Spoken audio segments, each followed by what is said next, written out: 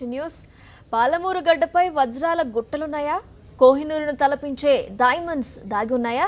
శాస్త్రవేత్తల పరిశోధనలు ఏం చెప్తున్నాయి? వజ్రాల గనుల ఆనవాళ్లు కనపడటంతో పరిశోధనలు ముమ్మరమయ్యాయి. వలస జిల్లాగా పేరుగాంచిన పాలమూరుకు వరంగా మారనున్న వజ్రాల వేటపై ఓ ప్రత్యేక కథనం.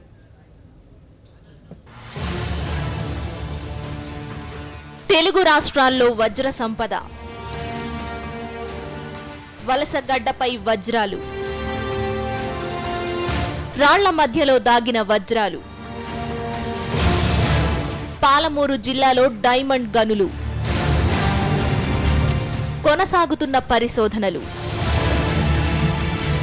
మహబూబ్ నగర్ జిల్లా పేరు చెప్పగానే వలస కూలీలు గుర్తుకు వస్తారు. సాగునీటి కష్టాలతో కడుపు చేతపట్టుకుని సుదూర ప్రాంతాలకు వెళుతుంటారు పాలమూరు జిల్లావాసులు. ఇలాంటి జిల్లాలో ఉందని పరిశోధనలు చెబుతున్నాయి. జియోఫిజిక్స్ పరిశోధనలు పూర్తయి ప్రభుత్వాలు తవ్వకాలు జరిపితే పాలమూరులో కోహినూర్ లాంటి వజ్రాలు బయటపడే అవకాశాలు మెండుగా ఉన్నాయంటున్నారు పరిశోధకులు. ఈ మహబూబ్ నగర్ ఏమైందంటే ఇక్కడ టెక్టానిక్ యాక్టివిటీ ఎక్కువ జరిగింది. ఇక్కడ ఇది కృష్ణా నది పరివాహక ప్రాంతానికి నార్త్ సైడ్ ఉన్నది. నార్త్ సైడ్ ఉండడం వల్ల ఇదివరకు ఈ మినరలైజేషన్ పొటెన్షియల్స్ ఎక్కువ ఉన్నాయని ఒక అంచనా ఉండే. ఇదివరకు మా గవర్నమెంట్ ఆఫ్ ఇండియా వాళ్ళు మాకు ప్రాజెక్ట్ ఇచ్చారు, 97లో ఇచ్చారు. 4 years ప్రాజెక్ట్, డిఎస్టీ ప్రాజెక్ట్స్. మేము జడ్చర్ల నుంచి అంటే మహబూబ్ నగర్కి వెళ్ళాలంటే మేము ఇంకా 13 కిలోమీటర్ల వెనుకకు వచ్చి జడ్చర్లకి వెళ్ళి నేషనల్ హైవేకి వెళ్ళి మొదలుపెట్టుకొని along the national highway Jadcherla to Mahabubnagar, Mahabubnagar to Raichur, Kushtagi, Sindhanur, Gadag, Hubli, Dharwad, Goa దాకా 600 కిలోమీటర్ల స్ట్రెచ్ దీని ట్రాన్సిట్ అంటాం. కోహినూర్ కృష్ణా బేసిన్లో దొరికిన ఈ వజ్రం ప్రపంచంలోనే అత్యంత విలువైంది. గోల్కొండలో వజ్రాలు విరివిగా దొరికేవని చరిత్ర చెబుతోంది.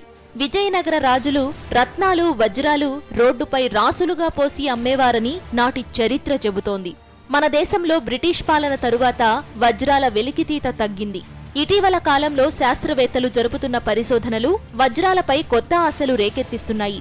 పాలమూరు జిల్లాలో వజ్రాల గనులున్నాయని శాస్త్రవేత్తల పరిశోధనల్లో వెల్లడైంది. ఎంత ఇన్వెస్టిగేషన్ చేసాం ఎవ్రీ 100 కిలోమీటర్స్లో. దీని యొక్క పర్పస్ ఏంటంటే crustal structure of the earth, కింద భూమి పొరలు ఏ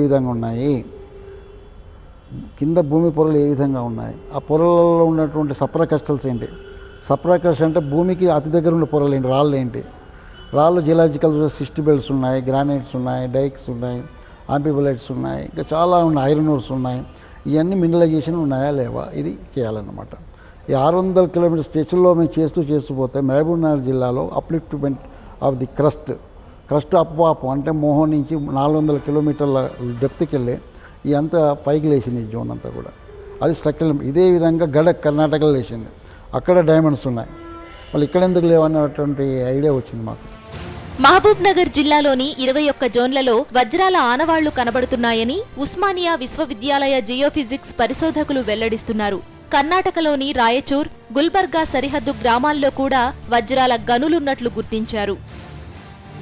అయితే ఇది 2002లో రిపోర్ట్ ఇచ్చాం గవర్నమెంట్ ఆఫ్ ఇండియాలో. దాని సీక్వెన్స్లో ఏం చేశామంటే దీని తర్వాత మాకంటే ముందు మా తర్వాత కూడా జియలాజికల్ సర్వే ఆఫ్ ఇండియా వాళ్ళు కూడా కాన్సన్ట్రేట్ చేశారు ఈ ఏరియాలో. చేసి డీబీడ్స్ వాళ్ళ కంపెనీ ఉంది, వాళ్ళు కూడా ఇన్వెస్టిగేషన్ చేశారు. ఎక్కడంటే మద్దూర్ నారాయణపేట్.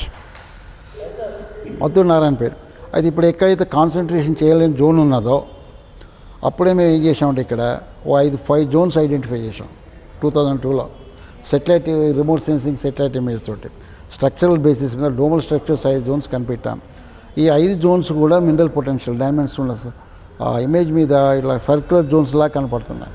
దాన్ని బట్టి గ్రౌండ్ చెకప్ చేసాము, డ్రైనేజ్ ప్యాటర్న్ తీసాము, అక్కడ ఆల్రెడీ డైమండ్స్ ఉన్నట్టు కనిపెట్టాము. అప్పుడు మహబూబ్ నగర్, రాయచూర్ మధ్య పెద్ద ఎత్తున వజ్రాల గనులున్నట్లు శాస్త్రవేత్తలు గుర్తించారు. గతంలో కూడా జియోలాజికల్ సర్వే ఆఫ్ ఇండియా ఈ ప్రాంతంలోని 3 చోట్ల వజ్రాల గనులు ఉన్నట్లు కనుగొంది. దాదాపు 2000 చదరపు కిలోమీటర్ల పరిధిలో ఏరో మ్యాగ్నెటిక్ స్టడీస్ చేపట్టిన ప్రొఫెసర్ రామ్దాస్ ఈ గనులపై పూర్తి పరిశోధనలు చేశారు. 21 జోన్లో ఇంట్రెస్ట్ ఏంటంటే 7 జోన్లు ఏమో ఆంధ్రప్రదేశ్ ఇప్పుడున్న తెలంగాణ జోన్లో పడ్డాయి, 14 జోన్లు ఏమో కర్ణాటకలో పడ్డాయి, అప్ టు కృష్ణా రివర్ వరకు. ఇంకా మేమనుకున్నాం అంటే ఇదివరకు వచ్చిన డైమండ్స్ అన్నీ కూడా కృష్ణా నది పరివాహక ప్రాంతాల్లో దొరికినాయి. భూమి మీదకి వచ్చాయి, ఇక్కడ కూడా ఎందుకు రాలేదు, దీని డెప్త్ ఎంత ఉందని ఫర్దర్ ప్రాసెస్ చేస్తే 400 to 200 మీటర్స్ డెప్త్లో వాటి స్ట్రక్చర్స్ కనుక్కున్నాం. అది recent investigations. 400 metres to 200 metres. దాంతో ఇంపార్టెన్స్ 400 తర్వాత మళ్ళీ ఏమన్నా ఎత్తుకేకి వచ్చినప్పుడు పైన కింద టెక్టానిక్ పైకి కిందికి పోయినప్పుడు కూడా ఏమవుతుందంటే సర్ఫేస్ మీదకి రావచ్చే ఛాన్సెస్ ఉన్నాయి. కొన్ని సర్ఫేస్ మీద దొరుకుతుంది. మహబూబ్ నగర్ జిల్లాలోని నారాయణపేట్, అమ్మిరెడ్డిపల్లి, దామెరగిద్ద, నిడిగుత్తి గ్రామాల పరిసరాలతో పాటు కృష్ణా, భీమా నది పరివాహక ప్రాంతాల్లో వజ్రాల గనులు ఉన్నట్లు గుర్తించామని పరిశోధకులు వెల్లడిస్తున్నారు.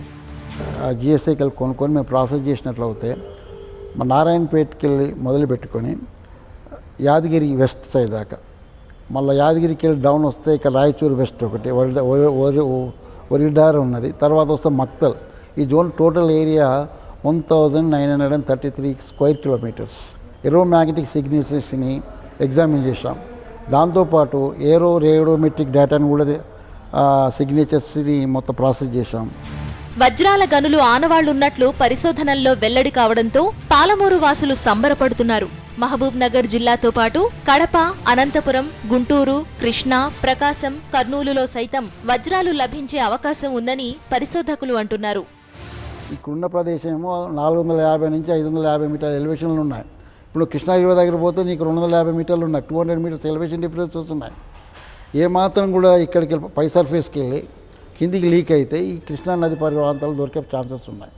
కృష్ణా నది పరివాహకం అంటే రాయచూరుకి వెళ్ళి మొదలు పెట్టుకొని రాయచూర్, గద్వాల్, జూరాల ప్రాజెక్ట్ ఉన్న గద్వాల్, తర్వాత నాగార్జున సాగర్ అప్ టు విజయవాడ వరకు ఉన్నాయి. దీని ఇన్వెస్టిగేషన్స్ ఇవన్నీ కూడా ఈస్టర్న్ ధార్వాడ్ క్రాటన్. ప్రభుత్వాలు స్పందిస్తే పాలమూరు జిల్లాలో వజ్రాల తవ్వకాలు మొదలు కానున్నాయి. ఒక్క వజ్రాల పంటనే కాదు, గద్వాల, మిర్యాలగూడ ప్రాంతాల్లో బంగారు గనులు ఉన్నట్లు పరిశోధనల్లో వెల్లడయ్యాయి.